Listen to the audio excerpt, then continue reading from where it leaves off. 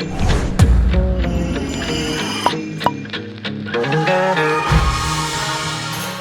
vlog every day. That is my goal. Or let's say a video every day. I don't know if it's gonna be vlog style, whatever. I want to make a video every day. That's my goal. I'm really struggling making videos. It's not easy. It's a lot of time consuming. It's not just the filming and the editing. It's also like if I have a project I'm working on and I think, you know, this would make an awesome video. You know, there's a lot of stuff I could share that I'm trying, experimenting with, doing, you know, whatever. And it's so time consuming to set up camera angles, shoot everything. It makes a project that I'm hoping to get done in an hour or two take all day. It just takes forever to really do a decent job and actually get some decent footage and something that I can put together into some kind of story form that's you know, holds the attention and actually has something valuable to share and I can turn into a decent video. But I realize I'm never gonna get this going if I don't just start making videos, whether they look terrible, exposure. I've spent so much time learning how to use the camera and how to get good footage, and that is time consuming as well. There's so many things to keep in mind. It's not like second nature to me yet. I've got to double check everything on the camera, make sure it's all working.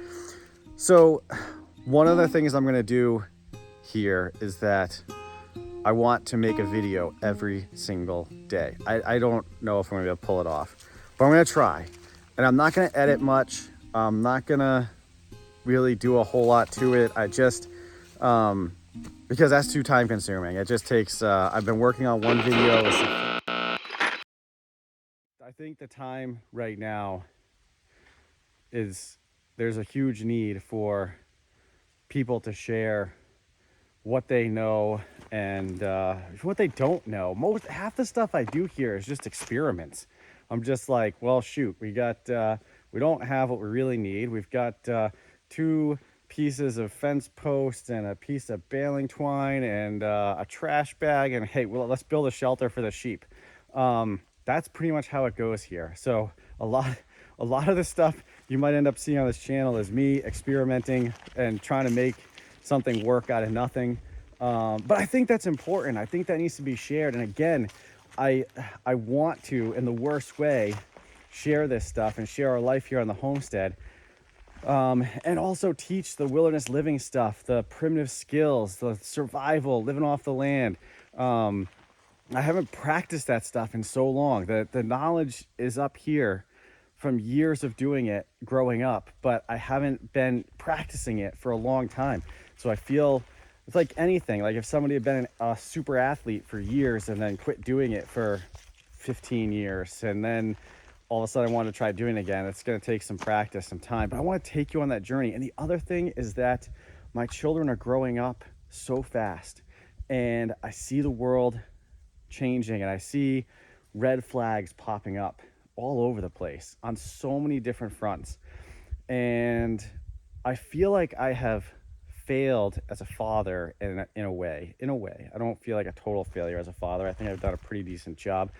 But I've been so consumed with just trying to survive financially that I've spent so much time on the road and away from home, working and doing stuff just to provide that I've missed out on the opportunity to, or maybe I wasn't making the opportunity because I probably could have, and I was just tired and mentally drained and just didn't have the discipline and the perseverance to push through and spend the time that I needed to with them to teach them the survival and the wilderness living and everything. And the other day I was mentioning something about bow drill fires, making a bow drill fire, you know, rubbing 2 sticks together to make fire. And Tristan, my son, he's like, what are you talking about? And I'm like, what do you mean, what am I talking about? It's a bow drill fire. He's like, I have no idea what you're talking about. And I'm like, thinking, wow, when's the last time I did a bow drill fire?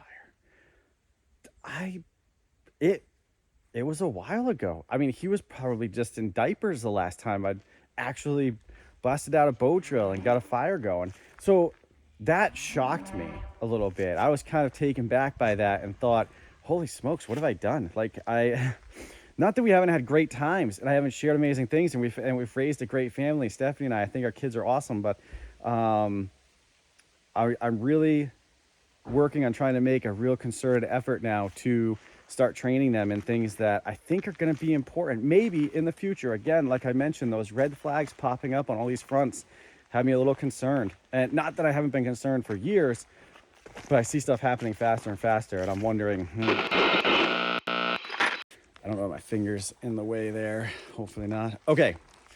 It's really, I gotta build up some arm muscle to hold up the camera. You know, it's kind of like, it kind of stresses your arm out a little bit. Your muscles get tired.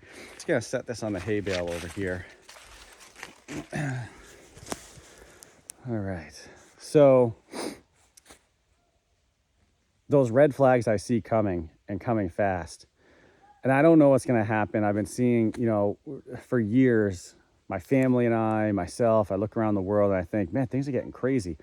We could be in some serious problems here soon. And it keeps going on. And yeah, things kind of move slightly a little bit worse and worse. Economy, everything else, food, economy, life, social issues, just you start seeing them move slightly here and there. But lately it seems like things are moving faster and and there's some serious problems. I mean, we have issues right now in the Middle East, pretty serious, could escalate into bigger stuff.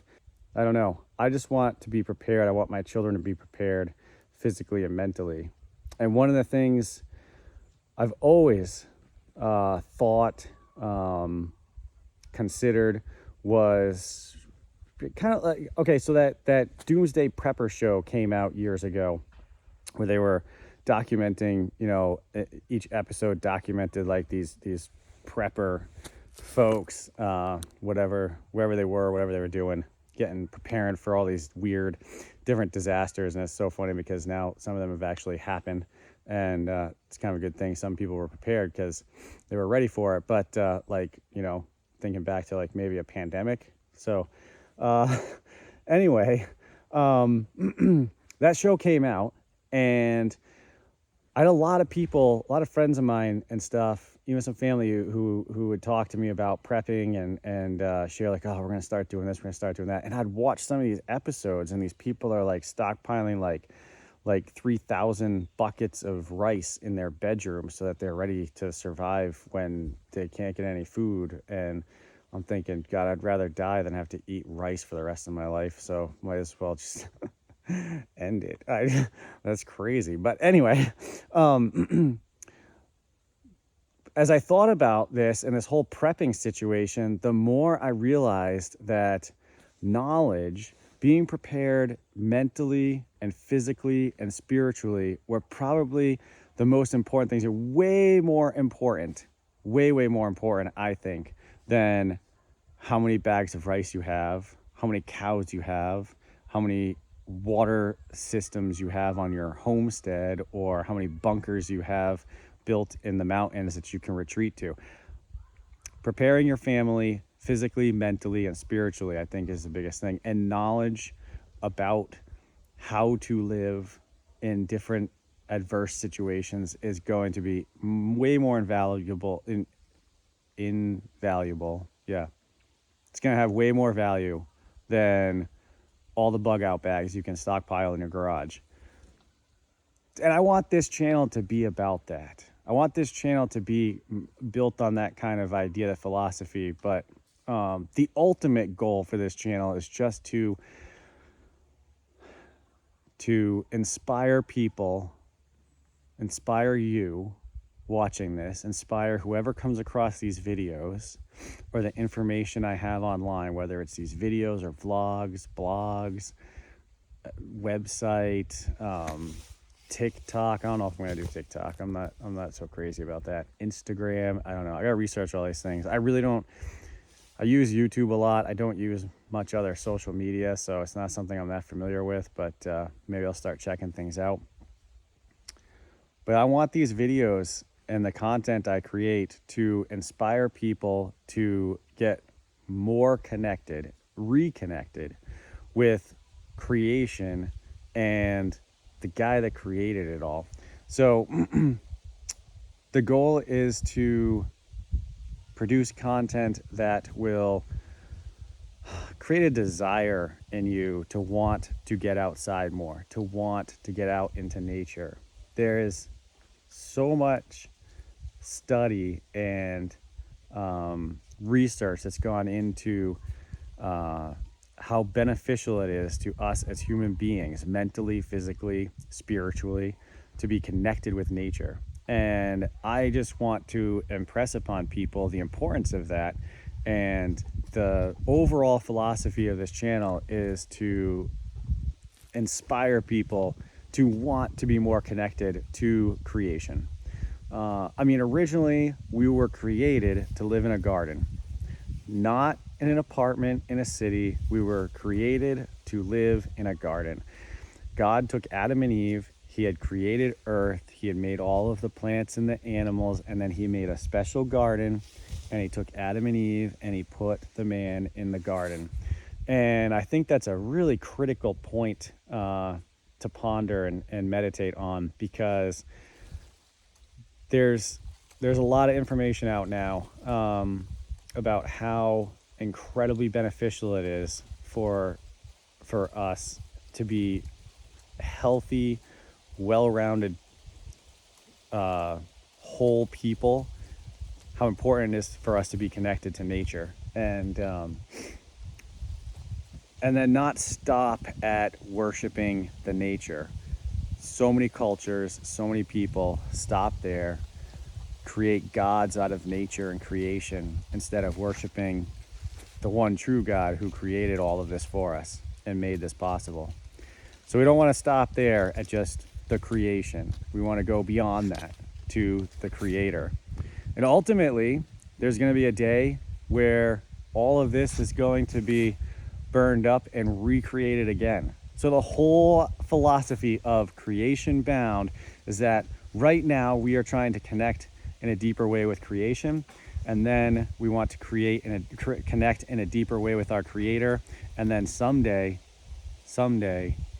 all of us will be together in a brand new creation where there's no pain and no sorrow and none of this nonsense that's going on here on earth right now. But until that time, we need to prepare to live in this world that we're living in right now.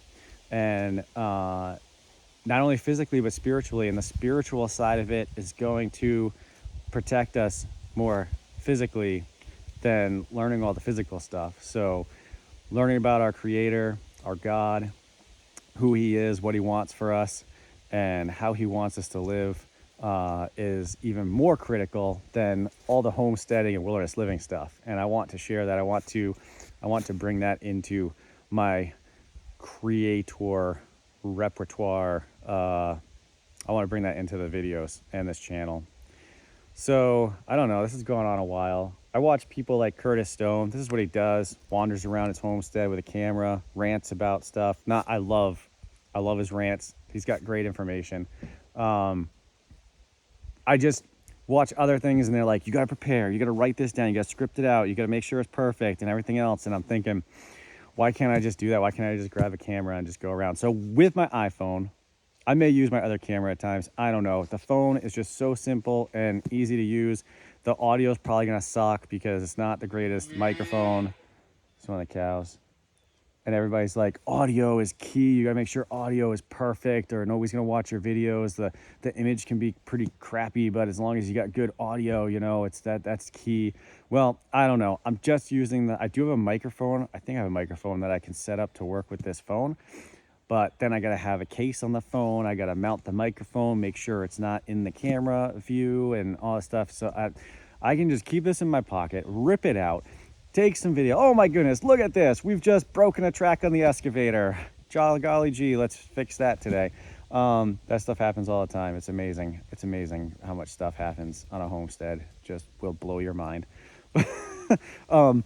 So yeah, I'm just gonna be whipping this camera out, taking some selfie stuff, embarrass myself because it's so awkward to talk into a camera. I don't know why. I thought it would be so easy because I'm not I'm not a public person. I'm not an extrovert. I'm right extrovert. Yeah, I'm an introvert. So I thought getting a camera, talking to the camera, making videos. I started working on this, man, 8 years ago. 8 years ago, I first bought a camera. Is this thing still recording? Oh, it is. 18 minutes. We're up to 18 minutes. Okay. Yeah, it was probably 8 or 9 years ago, maybe 10 even. Might have been even 10 years ago. Bought my first camera, little Kodak Sport, like adventure camera, shot 720, didn't even do 1080. And now we got everything. I'll do like 6K, 8K, crazy stuff. I thought this will be really great because then I can reach people. They don't have to come to me and learn in a class or a workshop or something. I can just put this stuff online. People can learn from it. And I thought I was going to do this. And then I started trying to film videos and talk to a camera.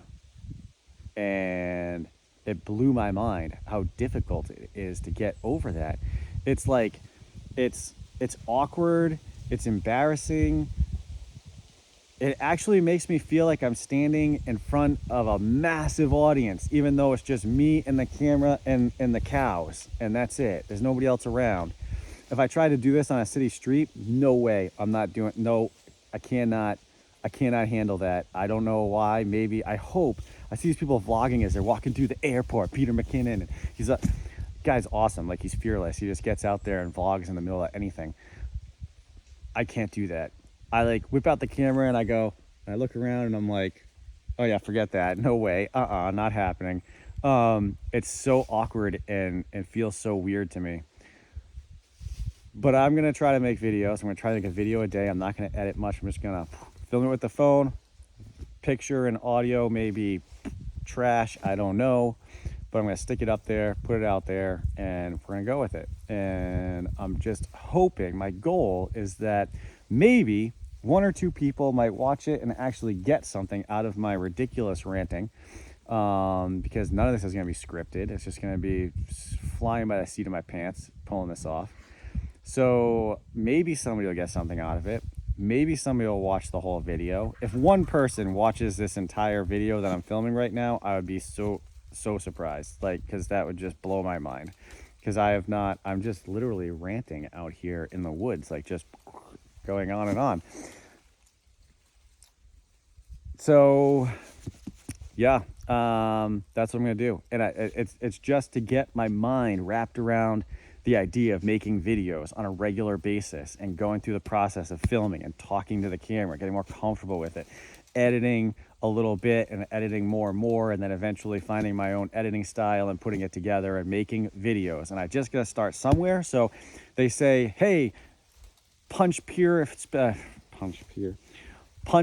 in the face and hit record. So that's what I'm doing. I'm punching fear in the face. I'm hitting record, and we're gonna start making some videos. So these are haylage bales. If anybody doesn't know, this is hay that is cut. I don't know why, but for some reason the camera stopped recording just as I was saying this is haylage.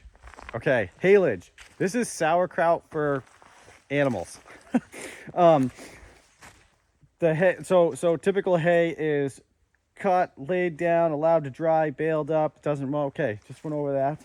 I'm trying to remember what I talked about while the camera stopped recording, but shared with you, I wanted to share about the haylage. So haylage, the hay is cut, allowed to dry for a short period of time, maybe an afternoon, maybe a little bit, just kind of wilts slightly, and then is baled up and wrapped in plastic and allowed to ferment. So just like sauerkraut, you'd take cabbage, chop it all up, you'd make get it all nice and juicy, put it in a jar, put something on there to keep it submerged under the fluids, and it starts to ferment and turns into sauerkraut.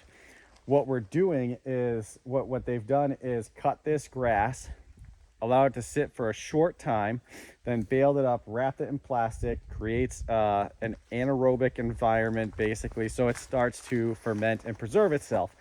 The advantages to that is that anytime you leave the hay sitting in the sun, so the longer the hay sits in the sun, the longer the grass is exposed to sunshine, the more nutrition is lost out of the hay. The more protein is damaged, the more the more the quality of the hay suffers, the longer it's exposed to the sunlight. So by doing it this way, it's only allowed to sit and dry for a very short amount of time, just to knock the moisture down slightly, and then it's baled up.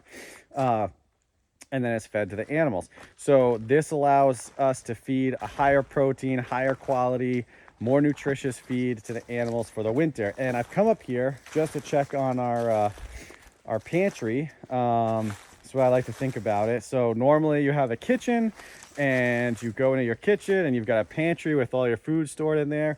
This is our pantry. The whole out. This is all of our pantry. Okay, I walk out my door to my house, and this is my pantry, and here's what we got in our pantry. Okay, so we've got not these guys, although they're not necessarily off the menu. If things get really tough and there's nothing else to eat, I have no issues eating a horse. That would be totally on the menu if things dictated that, but if situations warranted that.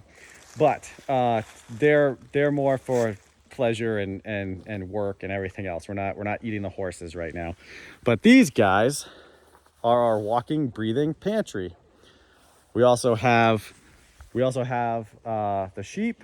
We have the chickens, the rabbits, the ducks. That's our food pantry, and it's outside.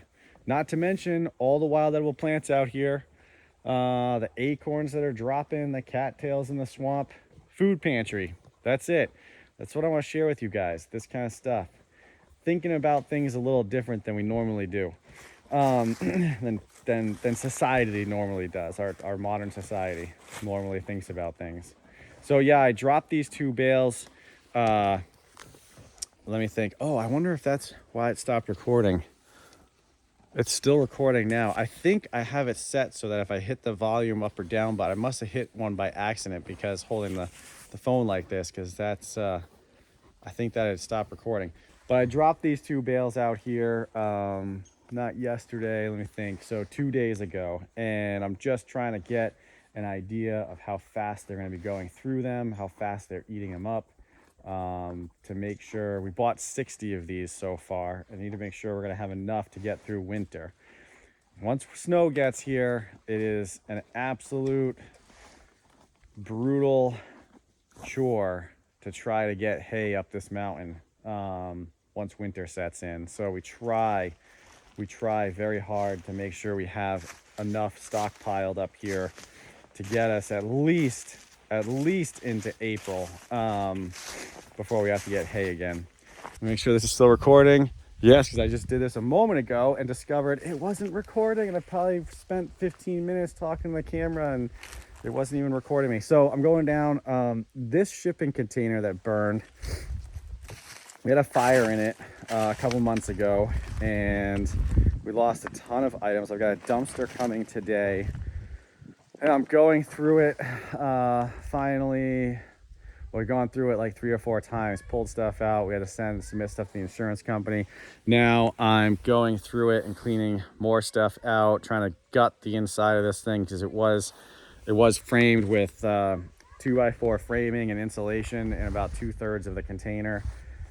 But it's kind of like a frustrating and exhausting and time-consuming and mentally exhausting process going through everything that we lost in the fire and cataloging it and sending it in and getting reimbursed for some of it. And they've been pretty fair, though. They depreciate it somewhat, but I think they've been pretty fair with what they've done. Then we got to replace a bunch of stuff, so all the kids' winter clothes, snow skis, snowboards, everything, just unbelievable amounts of stuff that we lost in the fire. This is by Morgan Stud, probably the greatest horse to ever live. I'm not even joking. This guy is amazing. He's been just a phenomenal animal. This guy is probably off the menu. Probably not going to eat this guy, even if I had to. I don't know. My kids were starving. My kids would come before him, but anyway, I could avoid that. I would, but this guy has been amazing.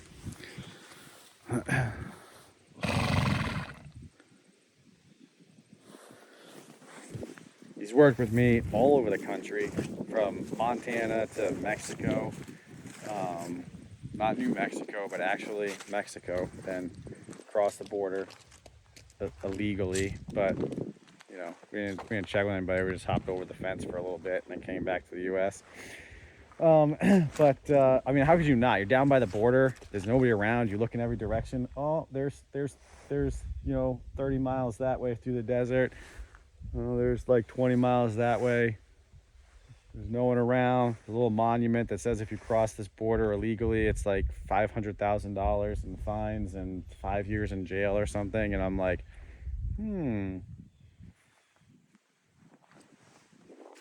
Mexico, United States. So anyway, he was there with me. And then we did 400 miles across the state of Arizona, heading north on the Arizona Trail. And we crossed the Grand Canyon from the South Rim up to the North Rim in 11 hours. That guy, 11 hours. Rim to rim. So it's an awesome horse. Unfortunately, he's 25 years old, 25 years old. He's lost several molars in there. He can't chew his hay very well. We've got him on feed that we soak and for him, so it's nice and mushy and he can eat that. And he still eats hay, he just can't eat enough. And so we've had trouble the last couple of winters keeping weight on him. Last winter was really bad. Could not keep weight on him. Started graining him and feeding him and making special feed for him, and we've kept his weight up. He's looking pretty good this year. I'd like to see him put on another 100 pounds before we get into winter. These are 3 of his boys.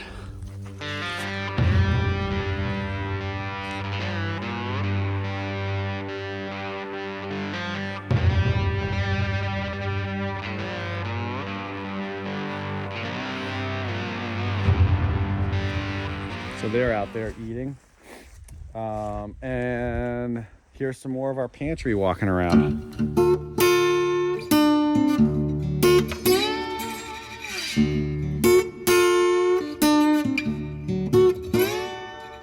Okay, this is what we're clearing for the cows. Well, not for the cows. We're clearing this for everything. We're trying to build pasture here. We've got maybe 5 acres here that I've opened up over the years because this was all forest.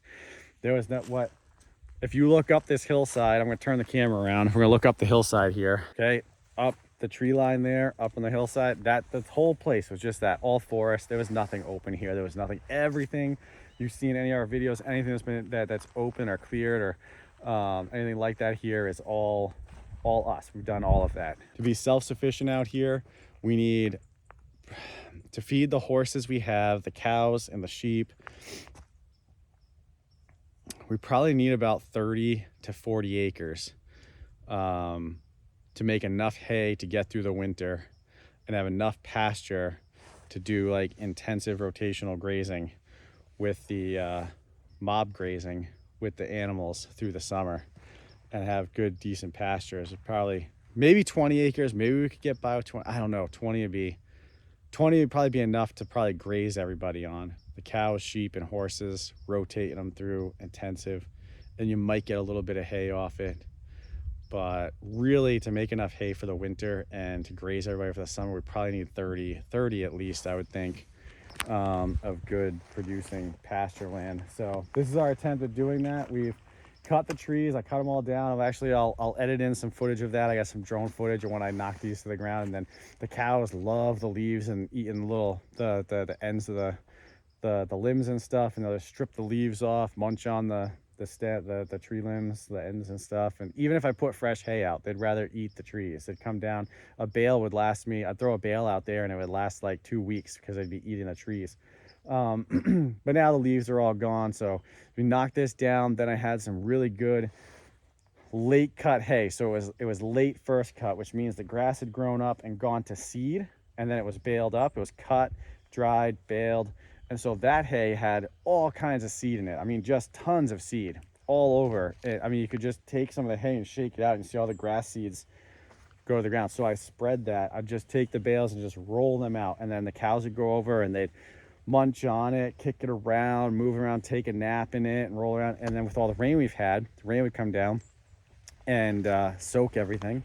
And then we'd have grass growing up. So there's grass growing up all through all of this now because of the hay I was feeding out. So I dropped the trees, take the Kubota, kind of put them into piles here and there. Now we've got to get them chopped up for firewood or lumber or whatever we're going to do with them. So that's my formula for growing pastures. Eventually clean the stumps out, cut them down short, whatever we got to do, let them rot away. And someday we'll have pasture, and then further down the road we'll have hay fields eventually. Something that's smooth enough that we can run a mower across, pulled by the draft horse, and then go out there with a rake, pulled by the draft horse, and then stack it all up with the draft horse. No tractors, and hopefully make all our hay for the winter. Anyway, I'm not opposed to tractors. I just think it would be cool to do it with the horses. Done it before with the horses, and I really enjoy it. It's a fun, I don't know, there's just something nice about it. You just get there on the mower and you're cutting the field. Cutting with the hay with the horses is probably one of my favorite things to do with a team. Cutting hay is nice. I really enjoy it. I like getting out there with a team and hooking up the mower and just going through the field, knocking hay down, seeing all that grass go right down. So nice, so cool. And to not use a single drop of fuel or oil to do it. There's something really cool and special about doing it without using engines. I don't know, but I'm not opposed to using engines. I just find it really intriguing to do it without using engines. So whether that's electric motors or petrol fired engines, diesel, gas, whatever. I am intrigued by the whole solar stuff too. I do not think the technology is anywhere near where it needs to be to solve the world's problems. I think all these solar farms are a joke, and there's some serious issues there. But I think it's really cool that I can power a battery off the sun from our solar panels and run the weed eater or a little chainsaw. That's awesome. And I think that technology is fantastic, and I have no issues with it whatsoever. I think it's great, except for the batteries. What goes into making the batteries, that has to change somehow. There's no way that that's sustainable. The way we produce the materials necessary to create the batteries we need for stuff like that is just not good. But the fact that I can charge a battery off the sunshine and then come over and trim the weeds around my garden is just that's cool. I like it, and I think there's some good application there. I think there's some really good practical stuff there. But to power a whole city off of solar panels, I don't think it's something that we should give up working on, but I don't think it's anywhere near where it needs to be technology wise, efficiency wise, practicality, logistically, to make that a really reasonable thing. I don't understand why we don't spend more time on hydroelectric. It seems like there's so much potential there with hydroelectric. And you don't have to worry about whether the sun's shining or not, or whether wind's blowing or not. Anyway, I'm ranting on. There's probably gonna be like, if anybody's watched to this point, there's probably gonna be so many comments about all the stuff I've talked about. You're getting a big dose of my look on the world and perspective on things that I wasn't really intending to share in this, but I guess I am. Can you see all the mess we have? I mean, this place is a disaster. Our homestead is just a disaster. I don't even know how to explain it. It's mind-boggling how much stuff there is to fix and clean up, and I've got so many projects that are like in limbo and half done and need to get completed, and just don't have time. I don't understand how I wake up in the morning, 4:30, 5 o'clock, get going, and all of a sudden it's 10 o'clock at night. Wait, what just happened? I didn't get anything done. Like, I'm working, and then, nope, sorry, it's the end of the day, done. And I don't know, lately, the past year or two, I've been feeling that way. I just can't seem to get enough. And I think back to what I accomplished in prior years, and it seems like I got land cleared and all this stuff done. And now recently I feel like I work and work. All of a sudden it's 10 o'clock at night. And I'm like, what? Where'd the day go? I've got nothing done. Like nothing I want to get done is done. Like it's all half done. And so I look around this place and it's just mess everywhere. And I'm kind of overwhelmed by it. Pretty overwhelmed by it, not gonna lie. I don't know what to do. Because I don't like the mess, but it's there. But I have so many other priorities right now to keep things alive and things fed and things getting ready for the winter and work stuff for work and home stuff for home and everything. I don't have time to get all this done, but I guess I gotta start making a plan. Gotta formulate a plan and figure out how to attack this situation. Sorry, I just paused. My phone quit recording there. Battery died on my phone, so maybe the phone isn't the greatest option for filming this stuff, but it's what I got. It's what I'm gonna work with.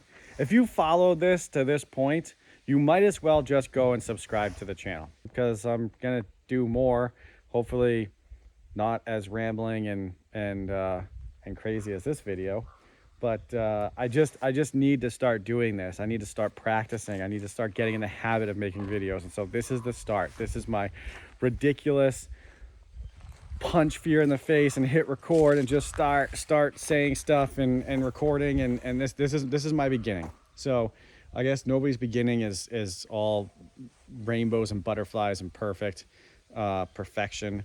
This is definitely not perfection. This is like the total opposite of perfection. But if you stuck it out this far, there must be something you enjoyed about it or got out of it. So you might as well subscribe to the channel, like it, maybe send it to a friend. I don't know. So if you comment down below, that's awesome. I totally encourage that, but let's keep it civilized and watch the words you use and the tone, and just keep it civilized, and that's cool. And let's have a good conversation down there.